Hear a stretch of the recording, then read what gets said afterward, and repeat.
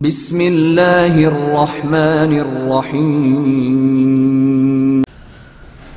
بسم اللہ الرحمن الرحیم صور و جواز بیع الوقف اذا عرفت جمیع ما ذکرنا فاعلم ان الکلام فی جواز بیع الوقف یقع فی صور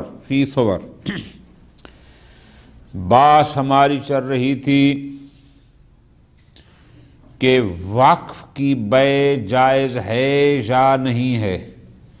اس بات پر اتفاق تھا کہ سارے کہتے ہیں کہ وقف کا حکم اولی تو یہ ہے کہ اس کی بیع جائز، لیکن کس کی صورت میں جائز ہے کس میں نہیں ہے، بالکل جائز نہیں ہے۔ شیخ اعظم رحمۃ اللہ علیہ نے تمام بزرگان کے نظریات کو بھی تحریر فرمایا، ان کی عبارتوں کو بھی نقل کیا اور اقوال کو بھی۔ آج بالفاظ دیگر اپنی تحقیقی گفتگو شروع فرما رہے ہیں کہ ایک بات جہاں یہ طے ہے کہ وقف کا حکم اولی یہ ہے کہ اس کی بیع جائز نہیں ہے، لیکن یہ بات بھی طے ہے کہ بعض صورتیں ایسی ہیں جن میں مال وقف کو بیچا جا سکتا ہے۔ وہ کون کون سی صورتیں ہیں؟ انشاءاللہ اللہ نے توفیق دی تو وہ پڑھیں گے۔ تقریباً 10 صورتیں شیخ اعظم نے یہاں بیان فرمائی ہیں، اور ہر صورت کے ساتھ پھر بحث کی ہے کہ اگر بیع جائز ہے تو کیوں، اور جائز نہیں ہے تو کیوں، اور اس میں پھر اپنا نظریہ بھی دیا۔ آج جو بات جو صورت الاولیٰ ہے، جو پہلی صورت کہ جس میں یہ کہا جا سکتا ہے کہ وقف کی بیع جائز ہے، وہ یہ ہے کہ مال وقف خراب ہو جائے، اور وہ خرابی اس حد تک ہو کہ ما بقاء العین قابل انتفاع نہ ہو، کہ اگر اس مال وقف کو ایسے ہی رکھتے ہیں جیسے ہے، عیناً برقرار رکھتے ہیں، اصلاً اس سے انتفاع ہو ہی نہیں سکتا، قابل انتفاع ہی نہیں ہے۔ تو فرماتے ہیں اگر یہ صورت ہو گئی ہے مال وقف کی، تو آگے فرماتے ہیں الجواز، پھر اس کو بیچنا جائز ہے، اور پھر اس کو ہم تبدیل کریں گے انشاءاللہ کہ اس کے احکام ہیں کہ پھر بیچیں گے تو اس کی ثمن کا مالک کون ہوگا، اس کے ساتھ کیا کریں گے، الی آخرہ۔ ٹھیک ہو گیا؟ خوب، یہ ہو گئی پہلی صورت۔ اب آگے فرماتے ہیں کیوں؟ اس لیے کہ ہمارے پاس اس صورت پر پہنچنے کے بعد کہ اب بقاء عین وقف اصلاً قابل انتفاع نہیں ہے، اور پھر بھی ہم کہیں کہ بیع جائز نہ ہو، تو جو دلیلیں بیان کی جا سکتی ہیں وہ کیا ہے؟ یا تو دعوی اجماع کیا جائے گا کہ اجماع قائم ہے کہ اس کو بیچنا جائز، یا وہ روایات لا یجوز شراء الوقف امام موسیٰ کاظم علیہ السلام سے جو روایت نقل تھی، یا دوسری روایت جو امام عسکری علیہ السلام سے تھی کہ الحقوف علی حسب ما یوقفھا اہلھا، یہی پیش کریں گے نا آپ۔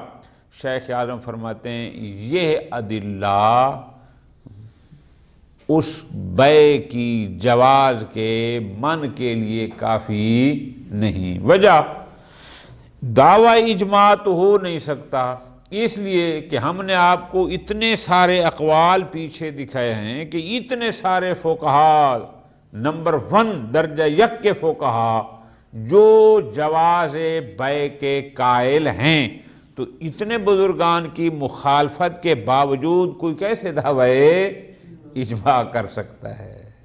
ٹھیک ہے جی۔ اور دوسرا، اجماع ایک دلیل لبی ہے، دلیل لبی میں اکتفا کیا جاتا ہے قدر متیقن پر۔ قدر متیقن تو تب تھی کہ اگر بقاء عین قابل انتفاع ہوتی پھر ٹھیک ہے اس کی بیع جائز، لیکن اب بقاء عین قابل انتفاع ہی نہیں ہے۔ باقی رہ گئی بات روایات کی کہ جناب معصوم امام موسیٰ کاظم علیہ السلام نے فرمایا کہ لا یجوز شراء الوقف، اس میں کوئی قید نہیں ہے کہ آیا وقف قابل انتفاع رہے یا نہ رہے، تو ہم جواب میں کہیں گے درست ہے لا یجوز شراء الوقف، لیکن انصراف کس طرف ہے کہ جب مال وقف اس انتفاع کے قابل رہے جس منفعت کے لیے وقف کیا گیا تھا، لیکن جس منفعت کے لیے وقف کیا گیا ہے اگر وہ اس انتفاع کے قابل ہی نہیں رہا تو روایت شاید اس مورد کو شامل نہ ہو۔ اسی طرح امام عسکری علیہ السلام کا فرمان مبارک کہ الوقوف علی حسب ما یوقفھا اہلھا، تو وہاں پر بھی جو بیان کیا جا رہا ہے توجہ کرنا میری جان، وہ کیا ہے؟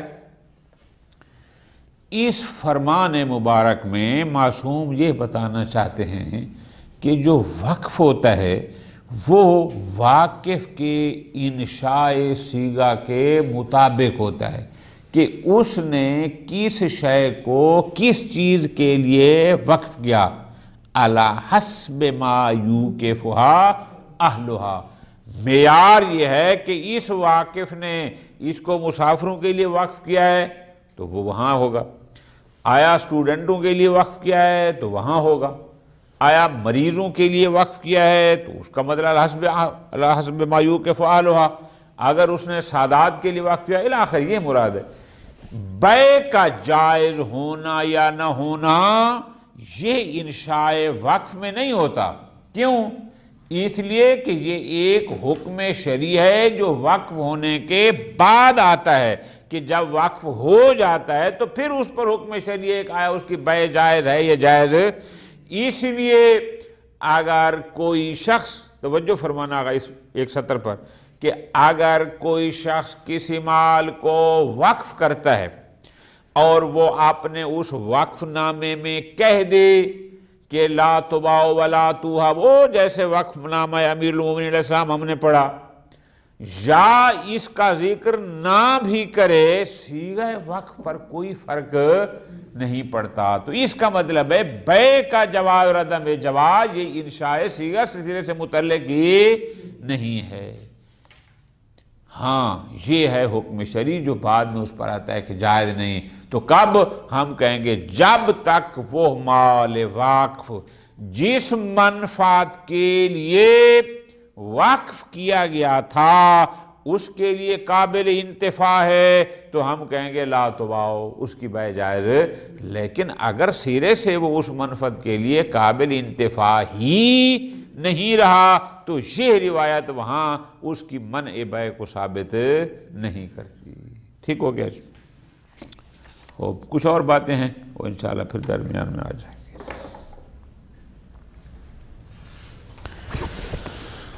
صور و جواز بیع الوقف اذا عرفت جمیع ما ذکرنا، ہم نے کیا کچھ کہا، بہت کچھ، 25-26 علماء کی تقریباً عبارات کو نقل کیا، وقف کی بیع کے جواز عدم جواز میں ٹوٹل کتنے نظریات تھے وہ سارے بیان کیے۔ آج شیخ اعظم اس بات پر پہنچ رہے ہیں، توجہ میری جان، دو باتوں کے ثابت ہونے کے بعد، توجہ آقا مہربانی کرنا، پہلی بات کون سی کہ وقف کا حکم اولی یہ ہے کہ وہ قابل بیع نہیں ہوتا، یہ بات بھی ہے، اور دوسری بات یہ بھی ہمیں ان عبارات سمجھ آ گئی کہ بعض صورتیں ایسی ہوتی ہیں کہ جہاں پر علماء اسی مال وقف کے بیع کے جواز کے قائل ہیں۔ اب شیخ اعظم یہاں پر بنائیں گے 10 صورتیں اور ہر صورت کو بیان کریں گے کہ اگر وقف اس منزل پر ہو تو اس کا بیچنا جائز ہے یا نہیں، پھر ان پر ادلہ جواز اور مان، اور اگر دوسری صورت تیسری، تقریباً 10 صورتیں شیخ اعظم یہاں پر بیان فرمائیں گے۔ خوب فرماتے ہیں فَعْلَمْ أَنَّ الْكَلَامَ فِي جَوَازِ بَيْعِ الْوَقْفِ يَقَعُ فِي صور، 10 صورتیں ہم بیان کرتے ہیں اور دیکھتے ہیں کہ کون سی صورت میں کس طرح اس مال وقف کی بیع جائز بنتی ہے، کوئی دلیل ہے یا نہیں۔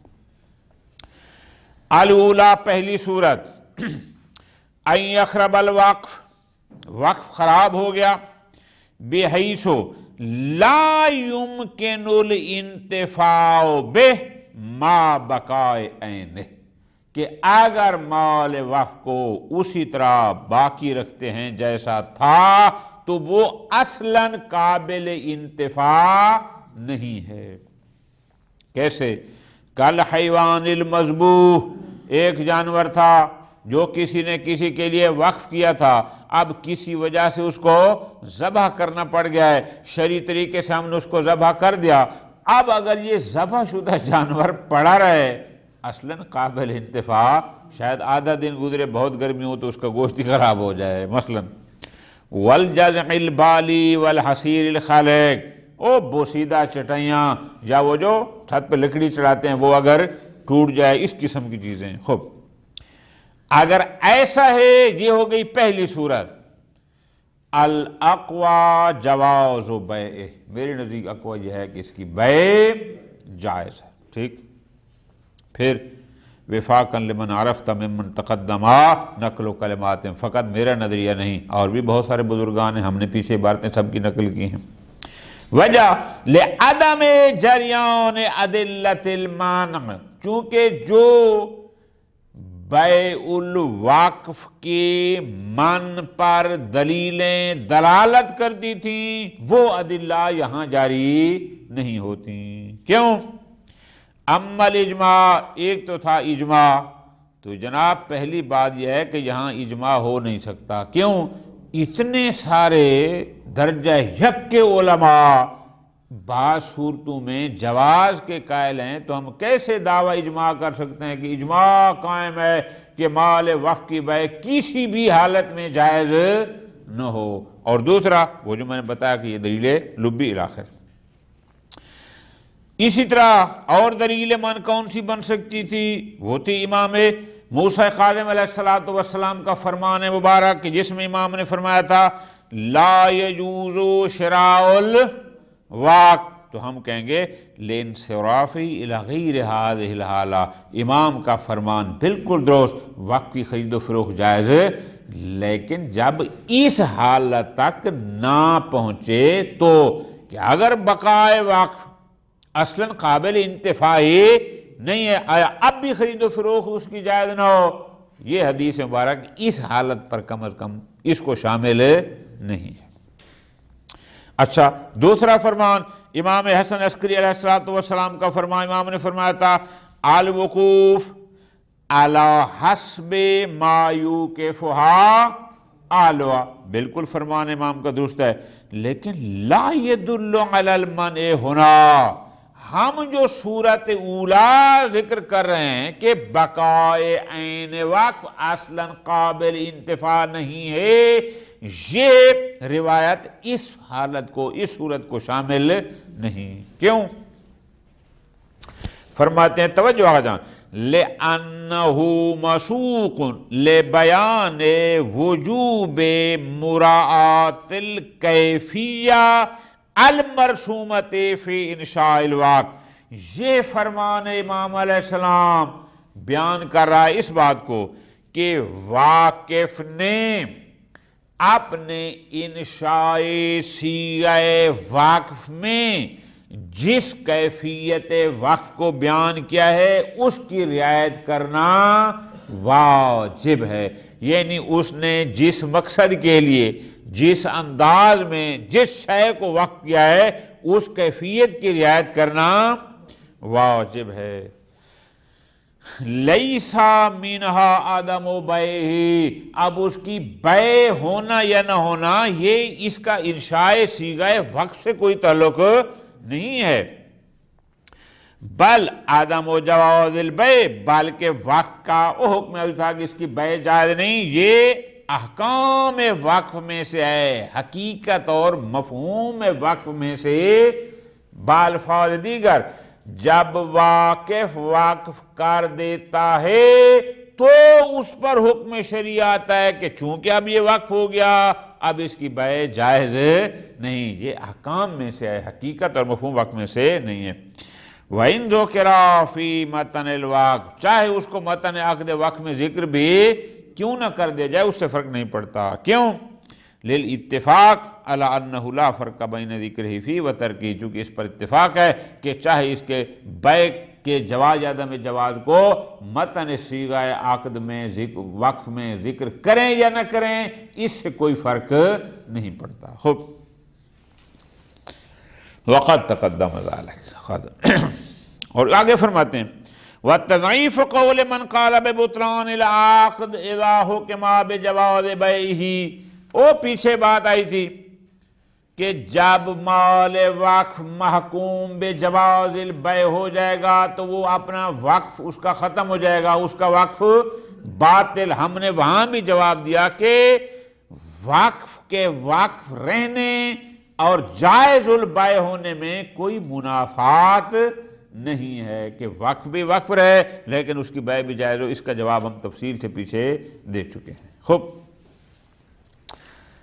اب آگے فرماتے ہیں وَلَوْ سُلِّمَا أَنَّ الْمَأْخُوذَ فِي الْوَقْفِ إِبْقَاءُ الْعَيْنِ، اگر ہمیں کوئی کہے کہ جناب وقف تو ہوتا ہی وہی ہے کہ جس میں ابقاء عین مقصود ہوتا ہے، واقف چاہتا ہے کہ جو مال میں وقف کر رہا ہوں اس کی عین باقی رہے، لوگ اس سے استفادہ کرتے رہیں اور اس کا ثواب میرے نامہ اعمال میں آتا رہے۔ ابقاء عین اصلاً حقیقت وقف میں ہے، تو ہم جواب دیں گے فَإِنَّمَا هُوَ مَأْخُوذٌ فِيهِ مِنْ حَيْثُ كَوْنِ الْمَقْصُودِ انتفاء البطون بِمَا بَقَاءِ الْعَيْنِ۔ ٹھیک ہے، ایسا ہے، اگر اس قبول کر لیں تو یہ اس صورت میں تھا کہ مقصود واقف یہ تھا کہ یہ مال وقف یہی آنے والی نسل ساری استعمال نہ کر جائے، یہ والی نسل استعمال نہ کرے جو بتانے موجود ہے، بلکہ آنے والی نسلیں بھی اسی مال وقف کے سے کیا کریں، انتفاع کریں اور یہ عین ان کے لیے باقی رہے۔ لیکن ہمارا فرض کیا ہے؟ تعذر ہونا، جناب یہاں پر عین باقی رکھتے ہیں تو وہ قابل انتفاع رہتی ہی نہیں ہے، تو یقیناً یہ والی صورت مقصود واقف نہیں تھا، لہذا جائز ہے۔ اور آگے فرماتے ہیں پس ان جواز بیعہ ہونا توجہ میری جان، ہونا سے مراد کیا ہوگا؟ یعنی صورت اولا کہ اگر بقائے عین مال وقف قابل انتفاع نہیں رہی، لا یمکن انتفاع کا مصداق بن گئی ہے، تو ہم اگر اس کی بیع کے جواز کے قائل ہو گئے تو اس صورت میں جواز بیع کوئی منافات نہیں رکھتا۔ کس سے؟ لما قاصدہ الواقف فی وقفہ، اور واقف کے اس انشاء صیغہ کے وقت کے مقصد سے۔ کیوں؟ اس کا وقت مقصد کیا تھا؟ قصد واقف کیا تھا؟ وہ تھا فَهُوَ مِلْكٌ لِلْبُطُونِ، کہ جو مال میں وقف کر رہا ہوں یہ بطن موجود کے لیے بھی ہے اور ان بطون کے لیے جو لاحقہ جو بعد میں آئیں گی۔ مقصد تو یہ تھا، یہ ان سب کی ملکیت میں دے رہا تھا۔ اب فرماتے ہیں کوئی مسئلہ نہیں، یہ سب کی موجودہ نسل بھی آنے والی نسلیں بھی یہ ان کی ملکیت ہے۔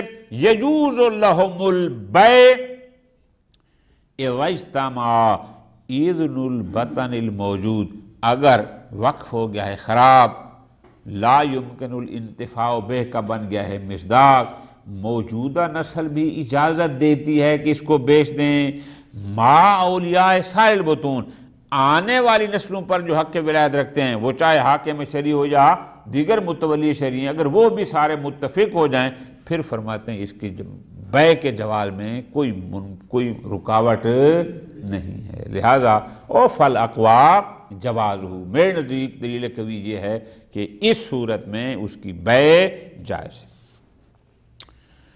والحاصل، اب یہ حاصل جو ہے ذرا سمجھنا، یہ اصل میں علیحدہ دلیل ہے، یہ نہیں کوئی پچھلی اس کا خلاصہ ہے۔ آپ اس کا ترجمہ مرادی ترجمہ یوں کر سکتے ہیں، ایک اور دلیل بھی شیخ اعظم دے رہے ہیں، کس بات پر؟ کہ اس وقف کی بیع جائز ہے۔ کیوں؟ وہ کہتے ہیں ہمارے پاس جب وقف اتنا خراب ہو گیا کہ لا یمکن الانتفاع بے، ہمارے پاس 3 آپشن ہیں۔ نمبر 1، یہ مال اسی طرح اسی حالت میں پڑا رہے حتیٰ کہ گل سڑ جائے اور ختم ہو جائے۔ دوسرا آپشن کہ نہیں، اسی موجودہ نسل کو دے دیں، وہ جو بھی اس میں تصرف کرتی ہے بیچے، کھائے پیے اور عیاشی کرے۔ تیسرا آپشن کہ نہ، ہم اس کو بیچ لیں، اس کو بیچ کر جو سامان ہے اس کو تبدیل کر لیں ایک اور مال کے ساتھ، اور وہ مال ایسا ہو کہ جس سے موجودہ نسل بھی فائدہ اٹھائے اور آنے والی نسلیں بھی فائدہ اٹھائیں۔ یہ 3 آپشن ہیں۔ کوئی چوتھا آپشن؟ پہلا آپشن غلط۔ کیوں؟ مال ضائع ہو جائے گا۔ جناب یہ جو ضائع کر رہے ہیں آپ مال آمدن، اس میں حق اللہ بھی ہے، حق کے واقف بھی ہے، حقوق موقوف علیہم جو موجود ہیں وہ بھی، اور جو بھی نسلیں آئیں گی وہ بھی۔ تو کسی کا حق ضائع کرنا حرام ہے، حرمت دلیل اجتہادی ہے۔ ٹھیک ہے جی۔ کوئی کہے کہ نہیں جناب، خراب ہونے سے پہلے جب اس کی بے جائز نہیں تھی، اب خراب ہو گیا تو ہمیں شک ہوگا پتہ نہیں جائز ہے یا نہیں ہے، تو ہم استصحاب کریں گے کہ اب بھی جائز ہے، تو پھر آپ کا وہی جواب ہوگا جو آپ ہمیشہ دیتے ہیں۔ بار بار ہم نے کہا ہے کہ اصول عملیہ وہاں جاری ہوتی ہیں جہاں دلیل اجتہادی، بھئی دلیل اجتہادی موجود ہے، کسی کے حق کو ضائع کرنا حرام ہے، یہ حرمت والی دلیل اجتہادی ہے۔ جب وہ کہہ رہی ہے تو آپ استصحاب کہاں سے لائیں گے؟ اچھا، دوسرا آپشن وہ بھی غلط ہے۔ کون سا؟ کہ جو مال موجود ہے یہ سارا آپ بطنے موجود کو دے دیں اور آنے والے بطون کے لیے کچھ نہ رکھیں، یہ غلط ہے۔ کیوں؟ اس لیے کہ واقف نے صرف انہی کو مالک تو نہیں بنایا تھا، اس نے تو ان کے ساتھ آنے والی نسلوں کو بھی مالک بنایا تھا۔ تو اصل کے مالک مختلف لوگ ہوں اور جب سامان آئے تو وہ فقط ایک کو دے دیں، یہ بھی نہیں۔ لہذا ہمارے پاس تیسرا آپشن ایک ہی بچتا ہے، کیا؟ کہ اس کو اب بیچ دیا جائے، اس کو ہم تبدیل کریں کسی ایسی شے کے ساتھ کہ جس سے یہ لوگ بھی انتفاع کریں اور آنے والی نسلیں بھی انتفاع کریں۔ فرماتے ہیں ان الامر، توجہ، اب ایک سطر اپنی طرف سے ملا لینا، کہ جب وقف اتنا خراب ہو گیا کہ لا یمکن الانتفاع بے ما بقائے عین ہی، تو اب ہمارے پاس 3 آپشن ہیں۔ گویا ایک علیحدہ دلیل ہے اس جواز بے پر، وہ دلیل یہ ہے کہ ان الامر دائر، ہمارے پاس 3 آپشن ہیں۔ نمبر 1، بین تعطیل ہی، کہ اس کو یوں ہی اسی حالت میں چھوڑ دیں، پڑا رہے، حتی یتلف بنفسہ، حتیٰ کہ خود بخود یہ ختم ہو جائے، ضائع ہو جائے۔ ایک۔ دوسرا، بین انتفاع البطن الموجود بے بالاطلاق، کہ ہم موجودہ نسل کو یہ حق دے دیں کہ وہ اس کو تلف کر دے۔ تیسرا آپشن، بین تبدیل ہی بما یبقا، کہ ہم اس کو تبدیل کرتے، بیچ کے تبدیل کر لیں کسی اور شے کے ساتھ کہ جو باقی رہے، وَيَنْتَفِعُ بِهِ الْكُلُّ، اور اس سے موجودہ نسل بھی اور آنے والی نسلیں بھی فائدہ اٹھائیں۔ یہ 3 آپشن ہمارے پاس موجود ہیں۔ فرماتے ہیں والاول، جو پہلا آپشن ہے، تضییع، وہ تو ہے مال کا کہ پڑے پڑے گل سڑ جائے، ختم ہو جائے، منافن، تو یہ تضییع منافی ہے حق اللہ کے بھی، حق کے واقف کے بھی، اور حق کے موقوف علیہ کے بھی۔ اگر کوئی ہمیں کہے کہ جناب کوئی مشکل نہیں، بے شک ضائع ہوتا ہے تو ہوتا رہے، کیوں؟ اس لیے کہ خراب ہونے سے پہلے بے جائز تھی، جناب نہیں تھی، خراب ہونے کے بعد شک ہوگا کہ پتہ نہیں جائز ہے یا نہیں ہے، کوئی دلیل صریح ہمارے پاس موجود نہیں ہے، ہم استصحاب کریں گے کہ اب بھی جائز نہیں ہے۔ جواب میں کہتے ہیں بہی یندافع استصحاب المان، نہ بھائی جہاں من کا استصحاب، کیوں؟ توجہ آگا، استصحاب اصل عملی ہے، حقوق کو ضائع کرنا حرام ہے، وہ دلیل حرمت پر دلیل اجتہادی ہے۔ جب دلیل اجتہادی موجود ہو وہاں اصل عملی کی گنجائش ہی نہیں ہوتی، لہذا اس کو رہنے دو۔ اور تیسرا، دوسری دلیل ہماری یہ ہے، مضافاً الی قول المنع السابق فی ضمن وجوب العمل بمقتضی الوقف، اور آپ اس کو یوں کہیں کہ جناب ارکان استصحاب تامنی، یاد ہے نا استصحاب کیسے ہوتا ہے کہ جب مستصحب کما کان باقی ہو، ارکان استصحاب جو اس میں ہوتے ہیں۔ اب فرماتے ہیں من کیوں تھی؟ توجہ کرنا، خراب ہونے سے پہلے ہم نے کہا تھا بھائی جائز نہیں ہے. کیوں؟ اس لیے جائز نہیں ہے کہ واقف نے جس مقصد کے لیے واقف کیا تھا وہ مقصد کما حقہ اس سے لیا جا رہا ہے. جس منفعت کے لیے واقف کیا تھا وہ انتفاع ہے. ہوا انتفاع جمیع البطون بعینہ. جب تک خراب نہیں تھا بالکل ٹھیک تھا، موجودہ نسل بھی انتفاع کر رہی ہے، پھر یہ نہیں ہوگی آنے والی نسل کرے گی الی آخر. وقد ارتفع قطعا، اب یہ ہو گیا ہے خراب، بقائے عین قابل انتفاع نہیں. جس کی بے جائز نہیں وہ اور چیز تھی، وہ تھی کہ وہ سب کے لیے قابل انتفاع تھی. جس کو بیچ رہے ہیں یہ سب کے لیے قابل انتفاع نہیں ہے. مستصحب کما کان باقی نہیں ہے، لہذا فلا یبقى ما کان فی ضمن ہے، اور جس کے ضمن میں بے من تھی وہ بے اب یہاں جائز نہیں. ختم. آپ فرماتے ہیں آگے وَأَمَّا الثَّانِي، جہاں تک دوسرا آپشن ہے. دوسرا آپشن کیا تھا؟ او بین انتفاع البطن الموجود بہی بالاطلاق، کہ موجودہ نسل کو حق دے دیں کہ تم اس کو تلف کر دو، ضائع کر دو.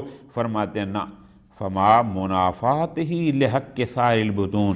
ایک تو آنے والی نسلوں کے حق کے ساتھ یہ منافات رکھتا ہے. دوسرا اگر ایسا ہے یستلزم جواز بیع، اس کا مطلب ہے کہ پھر بطن اول کے لیے بھی اس کو بیچنا جائز ہو. کیوں؟ چونکہ مال کو تلف کر دینا اگر جائز ہے تو پھر نقل کر دینا بھی جائز ہے. بیع میں کیا ہوتا ہے؟ نقل ہے. اگر اتلاف جائز ہے تو پھر نقل بھی جائز ہے. پھر اس کو حالانکہ آپ اس کے قائل تو نہیں ہیں. والثالث، نتیجہ یہ ہے کہ وہی تیسرا آپشن کون سا تھا؟ بین تبدیل ہی بما یبقى وینتفع بہ الکل. وصلی اللہ علی محمد وآلہ محمد.